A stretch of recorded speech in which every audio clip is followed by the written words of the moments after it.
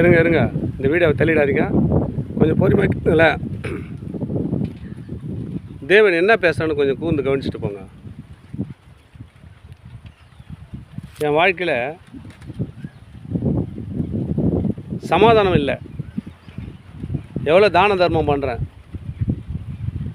எத்தனையோ பேருக்கு உதவி செய்கிறேன், ஆனால் என் வாழ்க்கையில் என்ன பண்ணல, ஒரு சமாதானம் இல்லை. என் குடும்பத்தில் ஒரு சமாதானம் இல்லை, வேலை ஸ்தலத்தில் ஒரு சமாதானம் இல்லை. நினைக்கிறியா? என் அன்பு சகோதரி, அன்பு சகோதரியே, ஆண்டவர் உங்களுக்கு தான் பேசுகிறார். சங்கீதம் 34:14. நீ என்ன புரோஜனம் பண்ணாலும், தான தர்மம் பண்ணாலும் அதில் புரோஜனம் இல்லைப்பா. முதல்ல உனக்குள்ள இருக்கிற தீமையை விட்டு விலகு.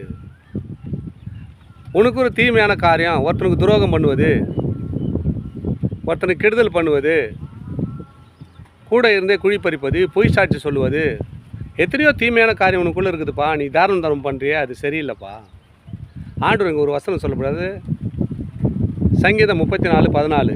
தீமையை விட்டு விலகு, நன்மை செய், சமாதானத்தை தேடி அதை தொடர்ந்து கொள்.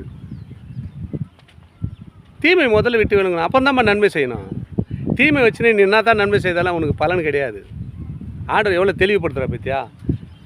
அன்னதானம் போடுறேன் தெருவில், எவ்வளோ பிரச்சனை இருக்குது. நான் ஒரு வாட்டி அன்னதானம் போட சரியாக போயிடும், நான் கோயிலுக்கு போய்ட்டு வந்தால் போயிடும். அதே செய்து புரோஜனம் இல்லை. உனக்குள்ள இருக்கிற தீமை விட்டு விலகு. அப்பொழுது தான் உன் வாழ்க்கையில் ஒரு சமாதானம், அப்போ தான் உன் வாழ்க்கையில் ஒரு சந்தோஷம்.